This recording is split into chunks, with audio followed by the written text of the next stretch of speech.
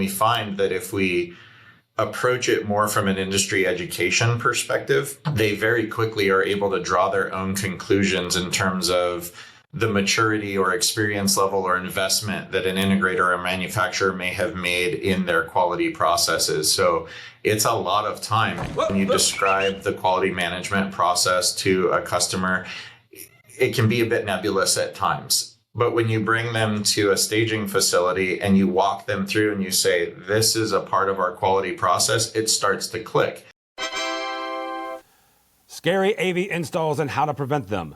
New leadership at Diversified. And BIAMP buys out Clear One patents. All that and more. Next on AV Week. This is AV Week, episode 741, recorded Friday, October 31st, 2025. Network Effect. This is AV Week, your weekly wrap-up of the biggest news and stories in the AV and the IT world. We have an acquisition, sort of, CEO moves, and new experience centers. Let's get into it. Our top story, BIAMP has made headlines this week. The Oregon-based manufacturer has announced plans to acquire the assets of Clear One, including its intellectual property, trademarks, and product brands. Clear One, once a major player in the conferencing and audio distribution area, filed for bankruptcy earlier this year. BIAMP's acquisition ensures the technology that Clear One has developed will live on in BIAMP products. We asked Joe Andrulis, Executive Vice President of Corporate Development for BIAMP, what this deal means for BIAMP, what it means for Clear One, and what it means for the industry. Clear One as a company has making a strategic change in its direction. In the course of doing that, they realized there was a number of their traditional assets associated with professional audiovisual that wouldn't be needed in that, and then they offered them for sale. And BIAMP was the winner of that bidding process. And what we acquired in there was a material section of their assets associated with their Pro AV business. So what did that include? It included patents, product designs, portions of even their existing inventory levels, including things like that go along with all of those, like the manuals and training documentation and things of all that. So it's really products and things associated with those products. Diversified has announced the appointment of Paul Lidsky as its new Chief Executive Officer. Lidsky brings extensive leadership experience from technology and communication firms, including his tenure as CEO at Datalink and recent board roles across the IT sector. He succeeds Eric Hutto, who led Diversified through a period of strategic realignment and post-pandemic recovery. Lidsky's focus will be on driving growth in digital media, managed services, and global expansion, areas where Diversified continues to be a top systems integrator worldwide. The leadership change reflects the company's effort to balance its traditional AV integration strengths with emerging needs in IT, cloud collaboration, and managed services. Crestron has opened a new experience center at its European headquarters in Mechelen, Belgium. The facility is designed to showcase Crestron's latest technologies across corporate, education, and residential markets, with immersive demo spaces for lighting control, automation, and hybrid meeting solutions. The center acts as both a customer engagement hub and a training environment for partners and end users. It's part of Crestron's continued investment in localized experience spaces around the world, following similar launches in New York, Dubai, and Singapore. The company says the new facilities reflects growing European demand for smart workplace and residential technologies, giving visitors hands-on access to systems that blend AV, IT, and building management. Infocom America Latina 2025 wrapped its first edition with strong attendance and, according to the group, enthusiastic feedback from the region's pro AV community. The event, held in Mexico City, marked AVIX's expansion of the Infocom brand into Latin America. Infocom America Latina saw more than 5,000 verified attendees, with over 100 brands from across the world exhibiting. According to organizers, the show drew integrators, manufacturers, and technology managers from across Central and South America, with education sessions and product showcases focusing on unified communications, digital signage, and live event production. Industry leaders say the success of the inaugural show highlights the region's growing investment in professional audiovisual infrastructure. That's your AV News. Stick around for this week's roundtable discussion where we will discuss AV install nightmares and expanding trade show focus. This is AV Week. All right, welcome back. With us, discuss the news and information and some really, really interesting stories. First and foremost, my buddy Steph Beckett from Rave Pubs. How are you, ma'am? Hi, I'm excited to be here. Happy Halloween. Happy Halloween. And now I get to play on the other side because Steph has had me on her show on several Wednesday mornings. So now I get to have her on this side. So that's pretty cool. Also with us is my buddy Mr. Brad Hensey from Crestron. Welcome, sir. Hey, Tim. So great to see you. And last but not least, a young man I have known and admired for a long time, and his first time on AV Week, and it's on Halloween, and he is dressed up as Waldo, no less. Jeremy Alcester from Level 3. Welcome, sir. Happy Halloween, everybody. Thanks for having me, Tim. If you were not watching the video, stop listening to the podcast and just go to YouTube, because the rest of this is very impressive. I will say I am dressed up as Jeremy Alcester because if you've ever seen him in an industry event, he's wearing a vest because vests are cool, and that's all I have to say about that. All right. First story, it's Halloween. We are recording this on the 31st of October, so we're going to lean into that whole thing. We wrote a piece this week on AV install nightmares, and a couple of things about that statement and that term really quickly. There's a fantastic group on Facebook. Yes, youngins, I said Facebook. Ask your parents for their login. Go to Facebook and go to AV Install Nightmares. It's fantastic, and it is filled with nothing but really horrible installs. So I took that idea, and I'm like, okay, how do we prevent this, right? How do we prevent the projector that's mounted to another projector with, like, lug nuts, right? How do we prevent, zip ties holding up speakers? That's just two examples, just for the record. So Steph, I'm going to start with you on this. When you talk with manufacturers, but also talk with end users, Steph also heads up the AV Buyers Club, which we do a lot of stuff with. When you look at this, how do IT and AV managers navigate not getting this? That's a really good question because AV and IT managers, like there's such a wide range of jobs and they have such a wide range of experience, right? So some of them have been in the game and are basically in-house integrators and have been here for 10 plus years. Other ones kind of come in not necessarily not knowing a lot about AV, but not necessarily having all of the training that others do. So I do think it can get easy to slip into an AV install nightmare if you don't know a lot about the integrators that you work with, if you don't know a lot about the manufacturers either. And there is kind of a problem with communication in our industry. We are all in our own silos. It's being broken down. We're working on it. But I do think that if you're new and you're coming in and it's already really siloed, it's hard to get out of that, and you could very easily end up with a nightmare. Because if you're not talking to your integrator and your integrator is not talking to the manufacturer and you're not talking to the manufacturer, okay, well then who's updating everything? Like, who's to say this isn't running something that was sunsetted 2 years ago, and then when you go to do an update, oh no, this broke, but now the camera doesn't work. Oh, well, now the touch panel won't communicate with that. So it seems to just be like a slippery slope, and I think to fix it, it's like communication. I love the fact that Jeremy and Brad are both nodding their heads yes. So Hensey, we'll pick on you first, and then we'll get Jeremy's. She's not wrong. We're in the communications business, and there are times that we just don't flat out communicate. So how do we get around that deal? How do we make sure that not just everybody's talking together, but you're sharing information? You're sharing information from the manufacturer down to the actual person who's going to use the stuff, right? Because we can talk about end users, but the folks that are in the IT department are going to say there's an end-to-end user, right? So how do we get that? How do we communicate that? And how do we convey all the information that's needed?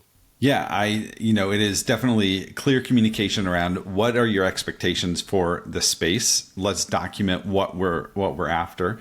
And then if you're an end customer, go build a relationship with the manufacturer and the integrator concurrently, right? We as a manufacturer, we invest a ton of time and energy into relationships with end customers and with our integrators so that we can go in and partner together in taking care of that end customer. So that's a really great step to stay up to date, is for an end customer to build that relationship with both the integrator and the manufacturer. It's also a good opportunity to ask the manufacturer, hey, does this integrator know what they're doing? Have they been doing other projects, right? And, just doing a little bit of due diligence is also always helpful. Checking on the manufacturer's site, is that actually a certified integrator? All of these things, doing that due diligence up front can help ensure that you're working with the right kind of partner, and that they have familiarity with those kinds of projects. And then just stay in contact, and I think that will go a long way to helping people find much more success with their installs. Jeremy, a little bit more pointed off of Steph's statement there is we don't communicate well. There are a couple of groups in the industry that encourage like-minded individuals. HETMA is one of them, right? The higher education folks, they share information amongst themselves. I could be wrong, right? And Brad, you can correct me because you're a manufacturer. I don't think there's a manufacturer version of HETMA, right? There's not an integrator version of HETMA. Maybe NSCA would be that, right? But we don't have a whole lot of the councils that we had inside of VIXA much anymore. Certainly the Women's Council inside of VIXA, but there's not a whole lot of those anymore, with the exception of that one. I believe that the Consultant Council is still active. So Jeremy, how do IT and AV managers uncover the folks that probably shouldn't be on their campus, shouldn't be in their building, whether that's a manufacturer, right? Hey, this technology, this device is not ready for prime time, right? For whatever that means, or an integrator probably shouldn't be doing your $1 million install. Yeah, Tim, thanks. And I will say both Steph and Brad did a great job. And I think that's a component of the answer. But from my perspective, there's two pieces to this that are two of my favorite topics. And one of them is education and one of them is quality. So as a customer, right, we have to get educated on what are the discerning questions I should be asking a manufacturer or asking an integrator, and to lean into the quality side of that, because, I represent PS&I, I represent AQAV, I represent level 3 audiovisual. We're very big into quality here. And so when you invest in quality, and I know Brad and Crestron invest very heavily in quality, they can have a very different elevated conversation about the processes that their organization has in place to manage and guarantee quality, right? And quality is a concept, right? I just want to know that the thing I bought is going to do the thing that you said it was going to do and that I thought it was going to do. But when you uncover that, what are all the things you do as a manufacturer to guarantee that that product, when it comes off the line at the end of the day, actually achieves the result that it was going to? And that's an entire discipline and practice to itself. So as customers, getting more educated in what quality management means gives you an elevated set of language that you can take to those conversations and ask some discerning questions. And you're quickly going to start to understand the manufacturers who take quality very seriously and invest a lot of money in guaranteeing that quality. And the same thing can be said for integrators.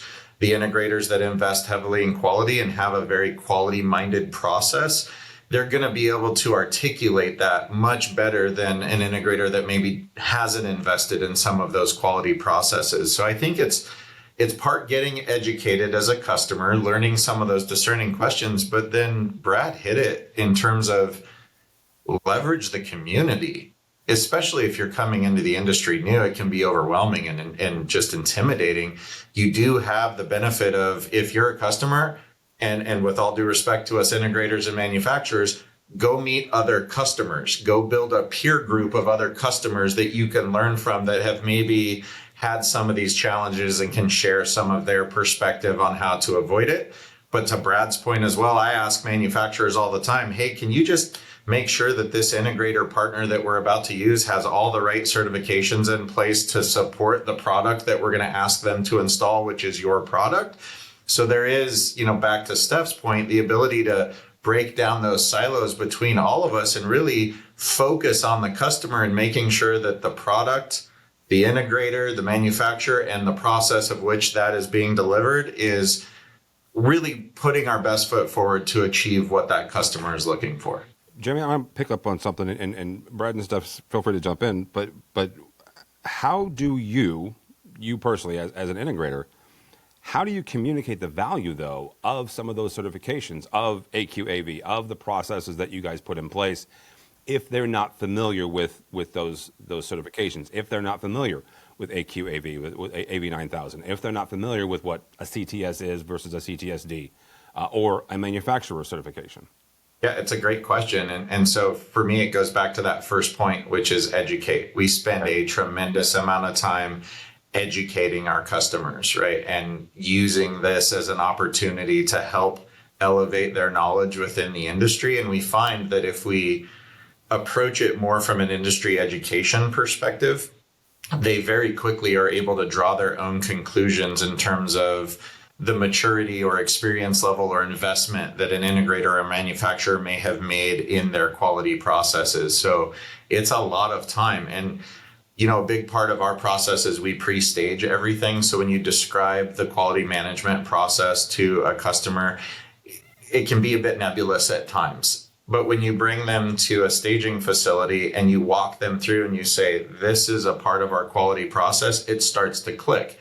And I'm just going to quickly mention, Brad, if you've never done a tour of Crestron's facility, you get the exact same experience when you go through that facility of look at the processes, the procedures, the mindset, the culture of the manufacturing of the product starts to tell that story for you. So, I'm going to quickly end with, too often are we trying to get projects done too fast? And because of the speed of which we're trying to accomplish the projects, it doesn't always allow for that educational process that needs to take place. Sometimes a little less, sometimes a little bit more, depending on where that particular customer is at in their journey. Well, I think that, so like what Jeremy is saying about the certifications, as a marketing person, things become a thing only because we make it a big deal, right? We make it a thing, and we have to continue to educate the market, our end customers, even our own employees about the importance of certifications. You have to articulate what it means for them, right? I invest all of this energy in my certifications to give you a better install, right? And hey, great. You don't want to select me. Make sure whoever you do select has a similar certification, right? Put that out there. Put that on your responses to RFQs, right? Yeah. Make sure that you are putting, these are our credentials. This is a quantifiable proof point that shows I put energy into knowing what I do know, right? And that in turn will ensure that you have a good experience. And, that's why we do things like Crestron Masters, right? We have 1,500 people that come to join us for this kind of certification because it benefits them in their career, benefits them and their customers, right? And it becomes one of those badges that help a end customer select which partner should I work with. If you had two partners, one of them with a bunch of certifications and investment in their people and one of them without, it's pretty simple. Which one are you going to pick, right? I also just want to stress the importance of a really good kickoff call with a lot of breadth before any project, because if you join a kickoff call and it seems like the integrator is not fully with it, it seems like the project manager didn't fully get everything set up ahead of time, that kind of is going to give you a good idea of how the rest of that is going to go. So I definitely want to stress that's going to tell you the type of person that you want to work with, is if you have a really great kickoff call and you leave that being I know exactly what is expected of me, about how much this is going to cost, what's going to happen.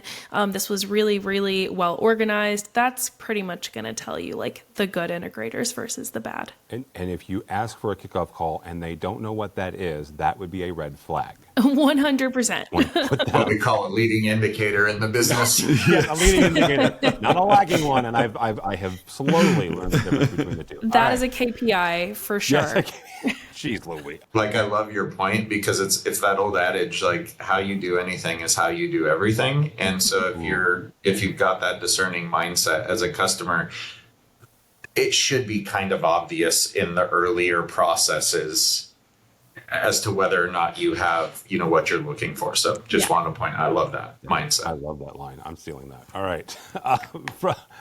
From Steph, well, actually from Rave Pubs. The upcoming EdTech Congress in Barcelona is going on at the exact same time as ISE. Imagine that. It is a significant step for AV and education intersection. The partnership is with ISE and EdTech clustering together with at the FIRA, February 4th and 5th. Now, here's the thing. This is not the first, let's say, side quest that ISE has gone into over the last couple of years. They have gone into smart buildings. They have gone into smart homes. They have gone into broadcast and content creation. Now it's education. Last year they kicked off security, right? And they're doing security again. Brad, I'm going to start with you because you are, Jeremy and PS and I certainly have a booth. You're a manufacturer, so you've got certainly a big presence there. What else should ISE be focused on? And not just ISE, what other areas should the rest of the rest of our trade show partners be looking at to kind of gather around and say, yes, you're a tangential part of us, or we're 100% a part of what you're doing, to kind of bring more people into the fold? Yeah. So one of the things I love about ISE is that they have done a great job attracting so many audiences. And then that creates this network effect and brings this vibrancy to the show that really, I think, makes it much more valuable and effective for everyone. I think there are a couple of additional areas that they can look, workplace and modern work design, right? Where's the modern work summit, really talking about that workplace experience. I know we have lots of pockets of that, but is there a really hardcore focused one? Healthcare is another one where you could see, how is our industry serving that market well? We have a big market, or a big set of customers within government, and so how about bringing them into the show to see everything that we have together? So I think those are a couple of additional markets where the weight of the show that exists would bring value to a focused conversation for the audience. Hospitality is another one, right? Oh, I was going to say that. Right? Sorry, I stole your okay. answer, okay. Steph. We did a little mini hotel crestron one year, and it was very popular. And so I think that's another one that I think would certainly benefit. There's so much leverage that happens when you can co-locate all of these things at one time, right? And helps us get more from our investment. But, if you have a government customer, if they went to just a government focused show, it's going to be smaller, right? Yeah, but if 100%. They can come to a show that has the full breadth of the AV ecosystem, then they can bring more AV technologies into the government sector that might not have shown up at a government show, right? As an example. So, yeah, I think there are plenty of other new opportunities to help continue to grow ISE. 100% going to agree with Brad about hospitality. I would also say other light commercial, resi, we say resi-mercial, but I really mean commercial light or commercial 100% on board technology. with the term resi-mercial. Don't anybody give you crap, okay? Okay. Really? Oh, I was no. Right. No, I feel like anytime I've said something buzzwordy recently, someone threatens to kill my whole family. So I'm like, okay, don't. You send them to me, and we'll take it from there. You need to hang out with nicer people. Stuff. You're right. I'll make fun of you for silly words like resi-mercial, but I won't threaten to kill your family. That's so sweet, Brad. Thank you so much for saying that. Bar is really low, Hensy. Really breaking down those barriers on this show, guys. I'm proud of us. I just want to say, I think like light commercial is a really interesting area of AV right now. A lot of like restaurant installs, places that typically put consumer shit into like their installs, and then they're like, no, that doesn't work. Like, what do you mean this TV that I got from Costco isn't going to work for digital signage and I have it on 24/7? Huh? Nope. So the more that we can get those kind of people, I think, attending a show like ISE, the more that I think we will see fewer, install nightmares in the future. Very nice. Very nice. Yeah. Bringing it all together. Good crossover. Yeah. All right, Elsesser, you've got the ear of Mr. Blackman and the rest of the ISE team. Not just we're picking on Mike, but the rest of the trade shows that we all attend or at least watch throughout the year. What other verticals do we need to kind of bring in? I can't say I have much more to add than what Brad and Steph has brought on, and actually they have opened my eyes a little bit in walking through ISE the last few years. There's been plenty of times where the vertical or the technology just didn't apply to my business as an integrator, so it was hard for me to understand or see the value in it. And Brad and Steph are opening my eyes as to where the value is, especially as long as we are not bringing any like residential level products or consumer products and we're keeping it commercial. There's such an opportunity there to bring an additional group of customers to the broader AV market. And I hadn't even really considered it from that perspective, because a lot of these other areas might not be a vertical that I'm particularly focused in. So, okay, that's the level 3 hat. Now let me put on the PS&I hat, which has hundreds of integrators in it that serve all kinds of different vertical markets. So the opportunity to get more end users, and I'm tying it back to the AV Install Nightmares, education about the broader industry, that's a huge opportunity. So, I mean, just keep going down the list. Healthcare, hospitality, any industry that you can bring a group of people together around technology and bolt it on to the larger event, it's now becoming very clear to me how much of a win that is to get more people into the space, because we all know many customers don't even know that this bigger commercial audiovisual ecosystem exists, and it's a huge opportunity. Yeah, it is. I got into the habit of every other year I attend CES, totally different show, right? And the first time I went, I had an old friend of mine who has done CES for 30 years. Complained to me that CES has gotten big, right? It's gotten too big. There's all this stuff. It's this just amorphous thing, right? And I went and I'm like, okay, I see this section over here. There were smart tractors, for crying out loud, the first time I went, right? John Deere, and it was fantastic, especially as a kid from Illinois who I live around soybeans and corn, for crying out loud. So it was really, really fascinating seeing, the smart tractors and the smart cars and all this stuff. But I could see what they were doing, again, from the standpoint of there was this section over here that was talking about automotive technology. There was this section over here that was talking about healthcare and technology. There was certainly, the ginormous Samsung and TCL booths, absolutely. But you've got this, so there were all these different, let's call them federated shows or federated areas, and that's kind of what I feel that the ISE has done, quite frankly, since Amsterdam, right? They have done this since Amsterdam. I remember they did a yacht show a couple of years in a row, right? So they kind of brought things together and go, yeah, you might think that you're in the yacht business, but you're in the technology business, and they happen to send on a boat. That's awesome, right? So yeah, I kind of, not saying that ISE is CES by any stretch, but that whole kind of, bringing all these different concurrent things together that they kind of overlap each other like a Venn diagram, I think is kind of cool. It is very cool, but the word of caution is you can't lose the identity, right? Absolutely. With EdTech, this is great because it's very clearly focused on delivering value to that audience, through the education lens.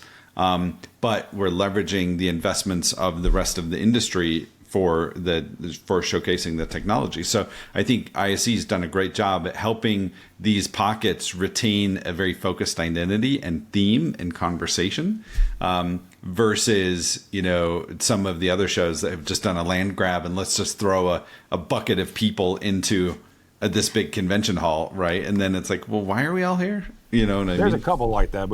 I probably shouldn't name names anyhow. No, We're all reading each other's minds right now. we all know. Find me at a trade show and I'll tell you which one. All right, y'all. Thank you so much. Steph Beckett, thank you. Glad to have you on my show from time to time. It's fantastic. How do people connect with you, and how do people connect with Rave Pubs? Yeah, sure. I am being better at being active on LinkedIn, so you can connect with me there. I'm also on Twitter, and ravepubs.com is where you can read all of our news, and we are also on virtually every social media that there is, so you can find us there too. Mr. Hensey, thank you, sir. How do people connect with you or Crestron? Crestron.com, of course. Also, Crestron on all of the socials, and then you can follow me on LinkedIn as well. Mr. Elsesser, finally, very nice to have you on. And I almost said Elmo. Good Lord. And Waldo. How do people connect with you or Level 3? Yeah, we try to make it really easy to find this Waldo, right? So I'm on LinkedIn, of course, personally, and then level3av.com and all of the various socials. Love to connect. All right, very good.